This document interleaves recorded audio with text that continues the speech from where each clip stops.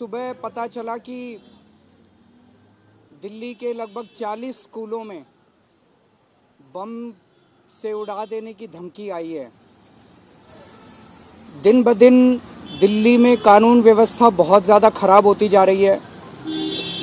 अभी कल या परसों की बात है जब विश्वास नगर में एक बर्तन के व्यापारी को गोलियों से भून दिया गया भरी सड़क के बीच में। गोविंदपुरी में चाकुओं से गोद के एक व्यक्ति की हत्या कर दी गई। गोविंदपुरी में ही एक पुलिस कांस्टेबल की चाकुओं से गोद के हत्या कर दी गई। उसके कुछ दिन पहले पंचशील एनक्लेव में एक बुजुर्ग को रात को चाकुओं से मार डाला गया। उसके पहले नारायणा गांव में एक व्यक्ति को मार दिया। उसके 6 महीने पहले उसके भाई को मार दिया था। रोज इस तरह की घटनाएं घट रही हैं। चारों तरफ महिलाएं असुरक्षित हैं। अब बच्चे भी सुरक्षित नहीं बचे। बच्चों के भी स्कूलों के अंदर बम से उड़ा देने की धमकियां आ रही हैं। और ये पहली बार नहीं हो रहा। पिछले साल भर के अंदर स्कूलों में, अस्पतालों में, कॉलेजेस में, एयरपोर्ट पे हर जगह बम फोड़ने की धमकियां आ रही हैं। इस किस्म की वारदातें दिल्ली के लोगों ने पहले कभी नहीं देखी थी। मेरे पास एक लिस्ट है। 1 मई को दिल्ली एनसीआर के 200 से ज्यादा स्कूलों को बम से उड़ा देने की ईमेल आई थी, जिसके बाद स्कूलों को खाली कराया गया और बच्चों को उनके घर भेज दिया गया। आप सोच सकते हो कि इस किस्म की धमकियों से बच्चों के और बच्चों के माँ बाप की मनोस्थिति पे क्या असर पड़ता है। हर व्यक्ति दहशत में आ जाता है। 12 मई को दिल्ली के 8 अस्पतालों को और दिल्ली एयरपोर्ट को बम से उड़ा देने की धमकी दी गई। 24 मई को दिल्ली यूनिवर्सिटी के कई कॉलेजेस जैसे Hansraj college, Gargi college, Ramjas college, Indraprastha महिला कॉलेज और कई अन्य कॉलेजों को बम से उड़ा देने की धमकियां मिली। 20 अगस्त को साउथ दिल्ली के 3 मॉल और एक अस्पताल को बम से उड़ा देने की धमकी मिली। 21 अगस्त को दिल्ली एनसीआर के 100 अस्पतालों और एक शॉपिंग मॉल को बम से उड़ा देने की धमकी मिली। 20 अक्टूबर को दिल्ली के रोहिणी में स्थित सीआरपीएफ के स्कूल में विस्फोट हुआ। ऐसा नहीं कि केवल धमकियां मिल रही हैं। 20 अक्टूबर को सीआरपीएफ के स्कूल में विस्फोट हुआ। 28 नवंबर को प्रशांत विहार के एक पीवीआर में धमाका हुआ।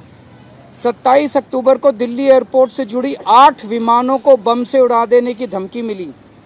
29 नवंबर को रोहिणी के वेंकटेश्वर ग्लोबल स्कूल को बम से उड़ा देने की धमकी मिली। और आज 9 दिसंबर को डीपीएस आरकेपुरम और जीडी गोयंका सहित 40 स्कूलों को बम से उड़ा देने की धमकी मिली है। मैं अमित शाह जी से हाथ जोड़ के विनती करना चाहता हूं। दिल्ली की जनता आपसे जानना चाहती है कि आप दिल्ली के लोगों को सुरक्षा देने के लिए क्या कर रहे हैं। दिल्ली के लोग आपसे कुछ नहीं मांग रहे। हमें राजनीति नहीं करनी, हमें केवल सुरक्षा चाहिए। और सुरक्षा देने की जिम्मेदारी आपकी है। आपको सुरक्षा देनी पड़ेगी।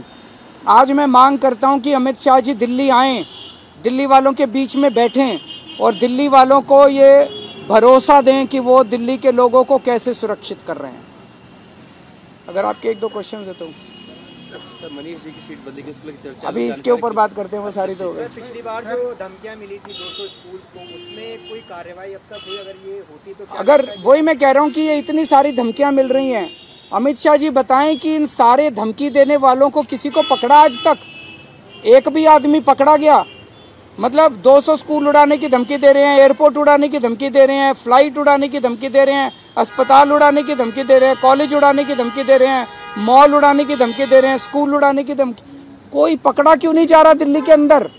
किसी को भी पकड़ने में कामयाब क्यों नहीं हो रही दिल्ली पुलिस? अमित शाह जी क्या कर रहे हैं? अमित शाह जी चुप क्यों बैठे हैं? सर, इस बार के चुनाव में ऐसा लग रहा है कानून व्यवस्था को आप बड़ा बना रहे हैं और जो आपके निशाने पे है वो अमित शाह जी है। मोदी जी ना हो के इस बार फोकस शिफ्ट हुआ है। क्योंकि जिम्मेदारी, लॉ एंड ऑर्डर की जिम्मेदारी उनकी है। मैं राजनीति नहीं करता। इसी से साफ जाहिर है कि मैं राजनीति नहीं कर रहा। अमित शाह जी की जिम्मेदारी है। अमित शाह जी से सवाल पूछे जाएंगे और उनको जवाब देने पड़ेंगे और उनको सुरक्षा मुहैया करानी भी पड़ेगी। उनकी जिम्मेदारी है। इसी वजह से उन्हें गृह मंत्री बनाया हुआ है। जब ये सवाल पूछा जाता है तो बीजेपी के कई नेता कह रहे हैं कि दिल्ली के अंदर लॉ एंड ऑर्डर कोई इशू ही नहीं है। ये बड़ी दुख की बात है। दिल्ली की जनता दहशत में है।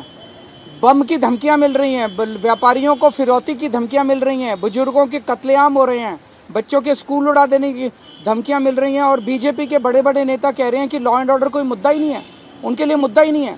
अगर उनके लिए मुद्दा ही नहीं है तो सुरक्षा कैसे प्रोवाइड करेंगे वो?